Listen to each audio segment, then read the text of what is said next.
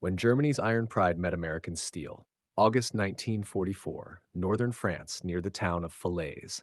The fields that once echoed with the peaceful hum of farmers' plows were now shattered by the thunder of retreating German convoys. The smell of oil, gunpowder, and burnt rubber hung heavy in the summer air. The Wehrmacht was falling back in chaos after the Allies had launched Operation Cobra, and the once mighty German army that had stormed across Europe with ruthless precision now found itself cornered.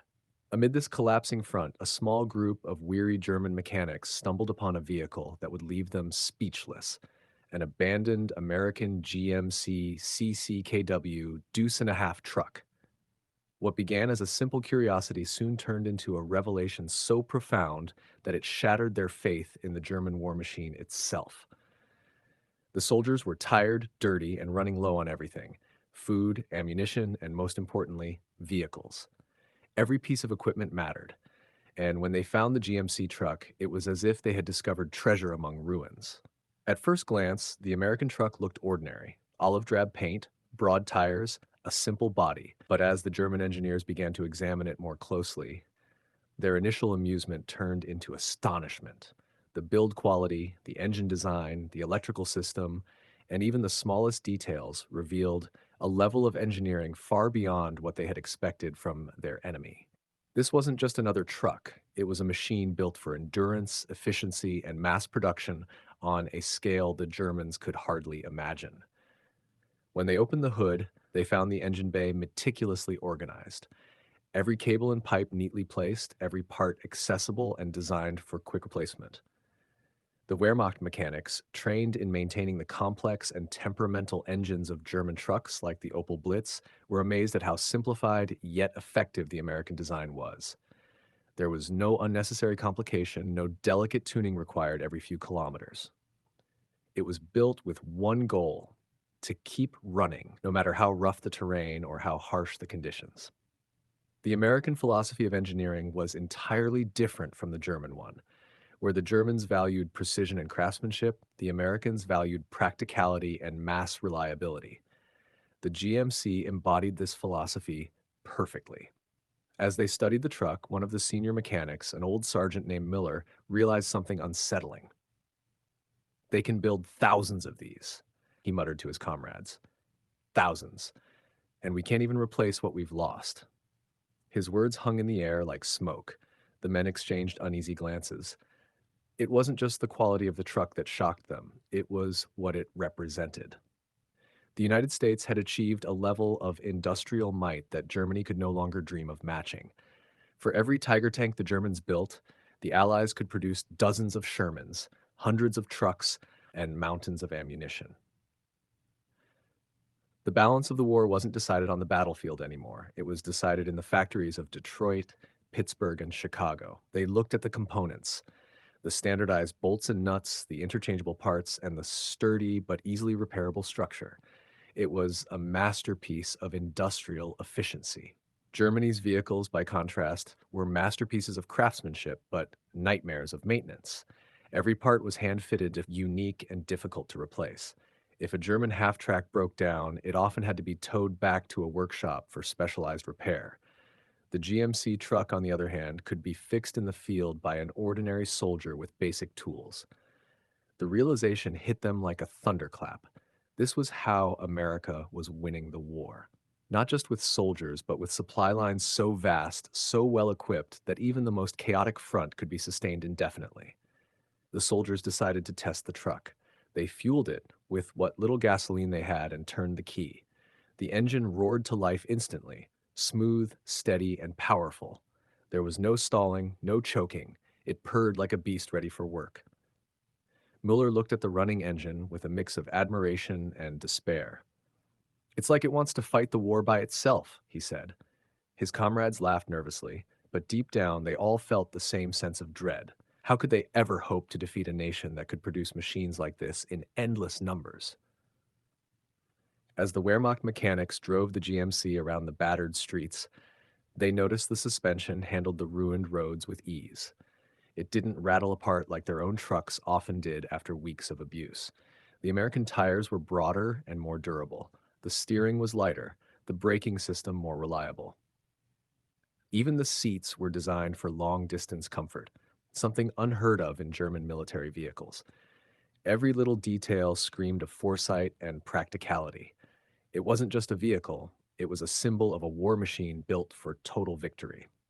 Later that night, the men gathered around a small fire beside the captured truck. The front lines echoed with distant explosions, and the horizon glowed faintly red. They began to talk, quietly at first, about what they had seen. One of them, a young corporal, said, "If they can make trucks like this for every soldier, then maybe the war is already lost." Nobody argued. For the first time, these loyal soldiers, who had served the Reich faithfully for years, began to feel the heavy shadow of inevitability. Their pride in German engineering, once unshakable, had been broken not by a weapon, but by a truck. To them, that GMC wasn't just a vehicle, it was a message. A message from the factories across the Atlantic that said, "We can outbuild you, outlast you, and outfight you." And as dawn approached, the men sat in silence, staring at the truck's gleaming metal under the pale morning light, realizing that Germany's days of dominance were numbered. The Industrial Revelation, when steel spoke louder than strategy. The next morning, as the sun rose over the wreckage of France's countryside, the German mechanics gathered again around the captured GMC truck. The air was damp, filled with the scent of burnt diesel and smoldering wrecks scattered along the retreat routes. Overnight, the conversation around that truck had grown deeper than anyone expected. What started as technical curiosity had turned into a grim awakening. The realization that Germany's downfall wasn't just about lost battles, it was about lost production, lost efficiency, and a lost race of industrial endurance. For every precision-crafted machine the Reich produced, the Allies had 100 simpler ones, and together they could keep those machines running endlessly. Sergeant Miller wiped the grease off his hands as he inspected the truck again. He had worked on everything from Panzer IVs to Opel Blitz trucks, but this was different. "This truck," he murmured, "isn't made for pride. It's made for purpose." That sentence carried more weight than any speech from Berlin. The German engineers, who had always taken pride in the mechanical artistry of their vehicles, now saw the dark side of their perfectionism.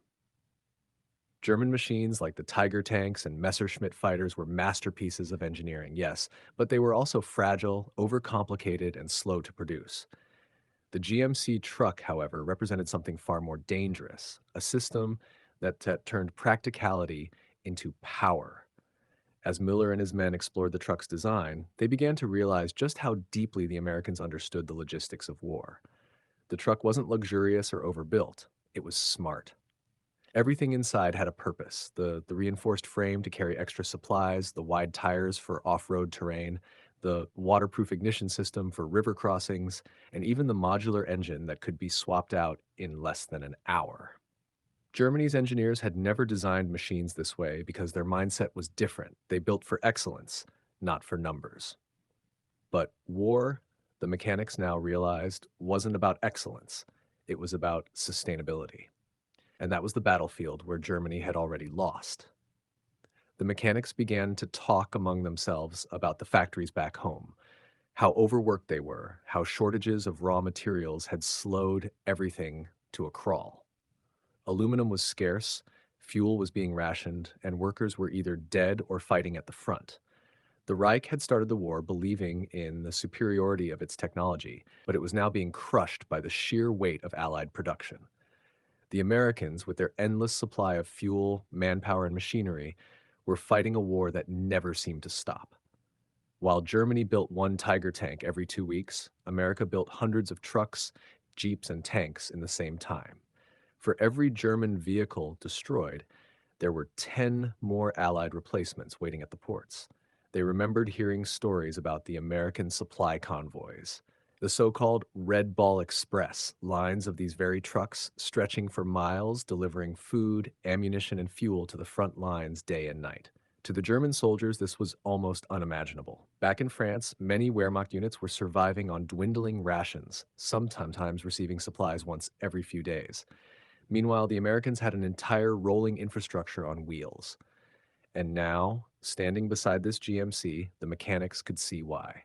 This was the backbone of Allied warfare, the silent army that never fired a shot but won battles nonetheless. Every bullet fired at the front, every tank that rolled forward, every aircraft that stayed in the sky, all of it depended on trucks like this one. As Mueller and his team examined the undercarriage, one of them, a young mechanic named Weber, found himself amazed by the suspension system. "It's not elegant," he said, "but it's genius." The simple leaf spring setup could endure weeks of rough terrain without failure. The brakes were sturdy but easy to replace, and the drivetrain was surprisingly resilient. "It's like they built it for children to repair," another man joked, half admiring, half envious. But that joke carried truth. The Americans had designed their vehicles so that any soldier, regardless of training, could fix them. German vehicles required experts. American vehicles required only effort. It was a fundamental difference that was turning the tide of war. The more they looked, the more it became clear. The Allies weren't winning just because of strategy or bravery. They were winning because of organization and design. Every American truck, tank, and plane was built to fit within a massive interconnected system. Fuel cans were standardized. Tires were interchangeable. Spare parts fit across multiple models. Even the tools used for maintenance were universal. This meant that in the field, no time was wasted. A truck could be repaired in minutes, not days. Germany, in contrast, suffered from a lack of standardization. Every model required unique parts, and when those parts ran out, entire vehicles became useless. That inefficiency was a silent killer, and the Wehrmacht mechanics now saw it with their own eyes. As the men discussed, they couldn't help but think about how different their war could have been if Germany had adopted the same philosophy. Imagine 1,000 trucks like this, keeping the panzers supplied, keeping troops fed, keeping the army moving. But it was too late. The factories of the Reich were bombed nightly by Allied aircraft, their railway lines shattered, their oil fields gone. The Americans, meanwhile, were producing machines faster than the Germans could destroy them. It was as if the Americans had found a way to turn steel into a river, one that never stopped flowing toward victory. Miller climbed into the cab again and ran his hands along the dashboard. The gauges were simple, clear, and functional. No over-engineering, no unnecessary complexity. "They thought of everything," he whispered. The men nodded silently. The realization was sinking in. They were not fighting just an army. They were fighting an industrial civilization. America had mobilized its entire nation, factories, farms, railways, and workers, all united under a single purpose: to win. Germany had passion, courage, and talent, but it lacked that unity of scale. The GMC truck was living proof. When the men stopped for lunch, Miller took out a small notebook and began sketching parts of the truck's design. "If we ever make it home," he said, "we could build something like this." The others laughed bitterly. They all knew it was a dream. The Reich didn't have the materials or the manpower left to replicate what they saw. Yet, deep down, Miller wasn't thinking of Germany anymore. He was thinking of what the future might look like: a world where wars would be won not by who had the biggest gun, but by who could move faster, supply better, and build smarter. That afternoon, the men tried to drive the truck toward their command post, but they soon realized how pointless it was. The roads were blocked, fuel was scarce, and Allied planes circled overhead. Still, as the engine rumbled under their hands, they felt an odd mix of defeat and admiration. They were touching the future, a future that belonged not to the Reich, but to the forces of mass production and modernity. In that moment, the captured GMC truck became more than a prize of war. It became a symbol of the world that Germany could never conquer. Production. By the third day, the war around Falaise had grown into a nightmare. The German front was collapsing faster than anyone could comprehend. Roads were choked with retreating soldiers, burned out vehicles, and refugees fleeing the thunder of advancing Allied armor. The skies were filled with the constant drone of aircraft, and every few minutes the earth trembled as bombs fell on convoys trying to escape the encirclement. Amid this chaos, Sergeant Miller and his men still found themselves drawn to the captured GMC truck. Not out of curiosity anymore, but out of obsession. It had become more than a machine to them. It was a mirror showing the flaws of everything they had once believed in, the illusion of German superiority. The Wehrmacht had built its identity on discipline, precision, and technological brilliance. German officers often spoke of Kriegsmaschine Deutschland, Germany, the war machine. It was a concept that filled every soldier with pride. But standing next to that American truck, surrounded by wrecked German vehicles that had failed to survive the retreat, Miller began to realize that Germany's so-called war machine had been an illusion of power. It wasn't steel or engineering that kept an army alive, it was supply, and the Americans had mastered that art beyond comprehension. The GMC truck was still running perfectly, despite the rough terrain and the long hours of operation. It hadn't needed a single repair since they'd found it. The same couldn't be said for their German vehicles. The Opel Blitz trucks, once the pride of the Wehrmacht's transport corps, were breaking down faster than they could be fixed. Parts were impossible to find, tires were worn to the cords, and engines coughed like dying beasts. The German supply lines, once efficient in the early years of the war, were now collapsing under the sheer pressure of attrition. In contrast, the Allies had turned logistics into an unstoppable machine. For every German truck that died on the road, 10 American ones rolled forward to take its place. That morning, Miller stood on a ridge overlooking the valley below. He could see hundreds of German vehicles abandoned, their crews fleeing on foot. Some had been destroyed by Allied airstrikes, others were simply out of fuel. "Look at them," he said quietly to Weber, the young mechanic beside him. "All that craftsmanship, all that pride, and now they're just carcasses." Weber didn't respond. He was staring at the GMC parked below, its paint glinting in the sunlight. "And that thing," he said, "it'll still be running when the last of ours is gone." The truth was undeniable. Germany's industrial strategy had doomed it from the start. The obsession with perfect engineering, the kind that created marvels like the Tiger and Panther tanks, had also been its downfall. These machines were deadly, but they were also too expensive, too slow to build, and too difficult to maintain. The Americans, on the other hand, had embraced a philosophy of quantity with reliability. They didn't build perfection, they built persistence.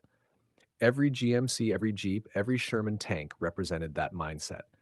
Together, they created a war machine, not of glory, but of endurance.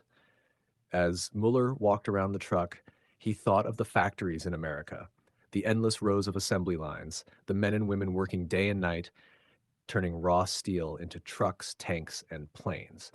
The sheer scale of it was unimaginable to someone from bombed-out Germany. Back home, their own factories were crumbling under Allied bombs.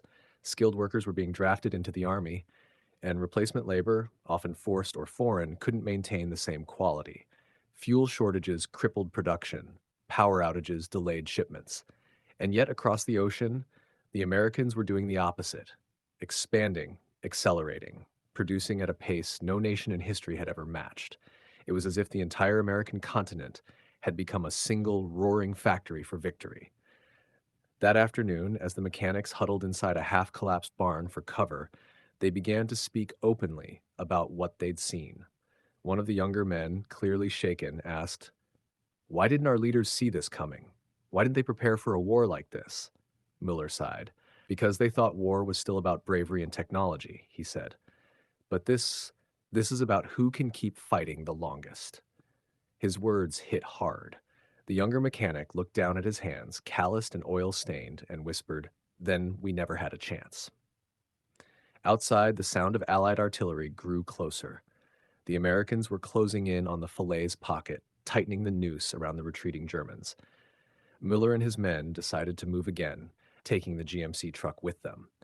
As they drove through the devastated countryside, they passed the remnants of German convoys, smashed panzers, overturned wagons, and dead horses. The contrast between their captured truck and the wreckage around them couldn't have been more striking. The GMC moved effortlessly through the mud and craters, while the German vehicles lay helplessly destroyed by over-engineering and lack of supplies. The scene was symbolic, the triumph of simplicity over complexity. As night fell, they stopped at a ruined village. The mechanics sat around a small lantern inside what had once been a bakery. Miller opened a battered notebook and began writing. He wasn't recording maintenance notes this time. He was writing reflections, his own quiet confession about the truth of the war. "We built weapons to impress," he wrote. "They built weapons to endure. We built machines that demanded admiration. They built machines that demanded use. We believed perfection was power. They proved that practicality is victory." His words, though simple, captured the essence of Germany's fatal mistake. The men ate what little food they had left and stared at the truck outside. Even in the darkness, its silhouette stood strong and steady. The longer they looked, the more they realized it symbolized something bigger than war. It represented a new world, a world driven by mass production, organization, and the collective strength of industry. The Americans hadn't just brought weapons, they had brought an entirely new way of thinking, a way that turned every factory worker into a soldier, every assembly line into a battlefield, and every truck like this into a weapon of endurance. Weber broke the silence. "Do you think we can ever build like this?" he asked. Miller didn't answer immediately. After a long pause, he said, "Maybe one day, but not under this flag." The others fell silent. In that moment, they all understood that the dream of the Reich, the dream of invincible German engineering, had died not in a battle, but in the quiet realization of industrial inferiority. The next morning, Allied aircraft appeared overhead again, and the men were forced to abandon the village.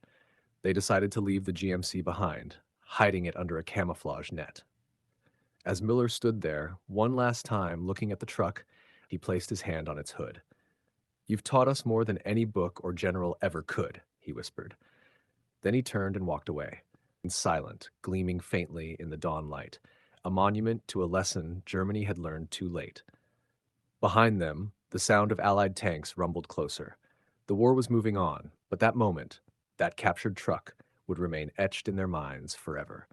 For Miller and his men, it was the day they realized that victory didn't belong to those who built the most perfect machines, but to those who could build the most enduring ones. The end of an era when the engines of war fell silent. By late August 1944, the Falaise pocket had turned into one of the most tragic chapters in the history of the German army. Tens of thousands of Wehrmacht soldiers were trapped, surrounded by advancing Allied forces from all directions. Smoke rose in thick columns across the valley, blotting out the sun as artillery and aircraft pounded the retreating columns. The air reeked of burnt fuel and desperation. Amid this chaos, Sergeant Miller and his men, the small group of mechanics who had once marveled at the captured GMC truck, were now witnesses to the final collapse of everything they had fought to preserve. The GMC was gone now, left behind when they ran out of fuel, but its memory followed them like a ghost. They could still remember the feel of its engine, the hum of its smooth gears, the strength of its frame. It had been a symbol, not of the enemy's strength alone, but of the truth they had come to understand. Germany's war was already lost long before the First Battle of Falaise. It had been lost in the factories, in the planning rooms, in the decisions of men who believed that perfection and pride could outweigh practicality and power. As the days turned into nights filled with chaos and retreat, the men found themselves trudging through fields littered with the wrecks of German engineering, burned out Tigers, overturned Panzer IVs, shattered half-tracks. Each ruin told the same story: brilliant design, but fragile endurance. The machines that once struck fear into the world now stood broken and useless, while the Allies rolled forward on an army of simple, reliable vehicles. The sight was a brutal metaphor, one that even the proudest German soldier could no longer deny. When Müller and his unit finally reached a makeshift defensive line, they were ordered to assist in repairing what remained of the Army's transport vehicles. It was a hopeless task. The spare parts were gone, the fuel lines were dry, and most of the mechanics had lost the will to fight. Every truck they repaired broke down again within hours. "We're patching ghosts," one of them said bitterly. The morale was gone, and in its place was a cold acceptance. The mechanics were no longer fighting to win. They were fighting to survive long enough to see the war end. During one quiet evening, as artillery thundered in the distance, Miller sat alone beside a wrecked Panzer. In his notebook, he continued to write, not repair notes, not battle reports, but reflections on what he had witnessed. "Our defeat," he wrote, "was not born on the battlefield. It was born in arrogance. We believed no one could outthink us, outbuild us, outfight us. But while we crafted masterpieces, they crafted systems. While we built machines of glory, they built machines of endurance. And in war, endurance always wins." As he wrote, he could hear the faint rumble of engines in the distance. Not German, but American. It was the sound of hundreds of trucks, tanks, and armored cars advancing like an endless river of steel.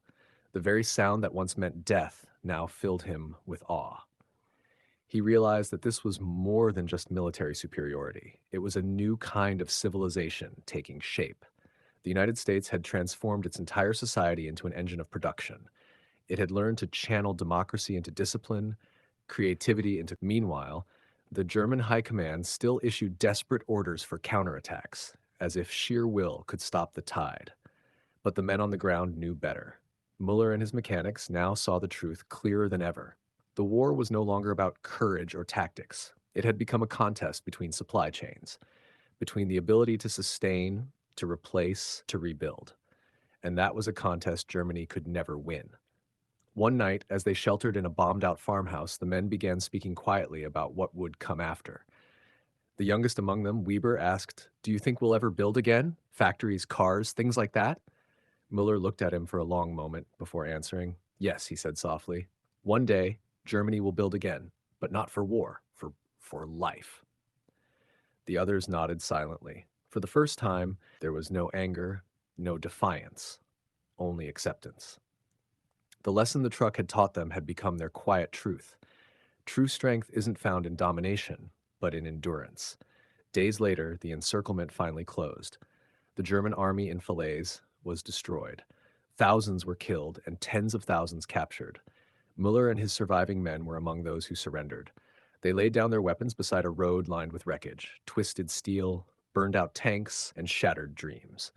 As American soldiers marched them past long columns of GMC trucks loaded with supplies, the contrast was impossible to ignore.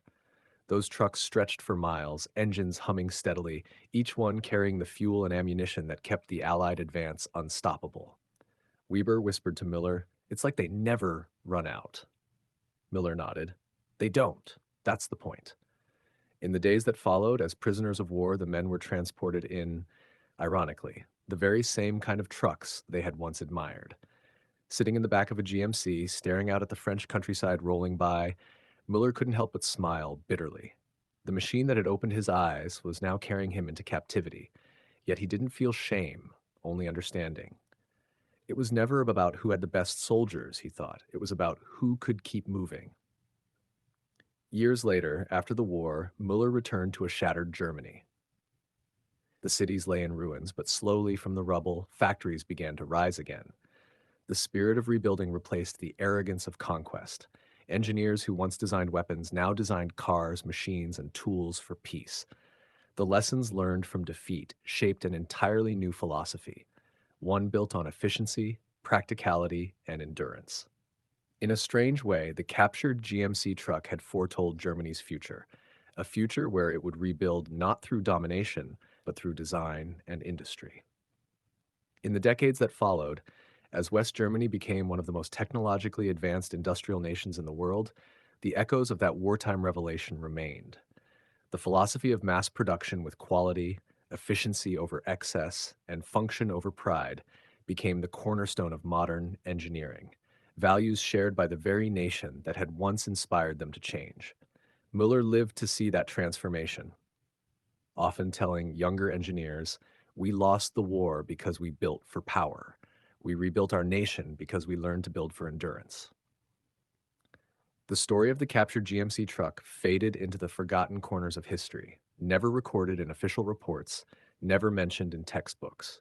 But for the men who had seen it, it was the turning point that changed how they understood the world. A simple American truck, built not for glory but for function, had exposed the fatal flaw in the heart of the German war machine. And so when the engines of war finally fell silent, the echoes of that machine, the hum of its motor, the steadiness of its frame remained in their memories. It was the sound of the future, the sound of a world that had moved beyond the illusion of perfection into the power of persistence. As Miller grew old, he often thought of that moment near Falaise, the smell of the fields, the sunlight on the steel, the realization that changed everything. Sometimes he would tell his grandchildren, "The war didn't end when we surrendered. It ended when we understood."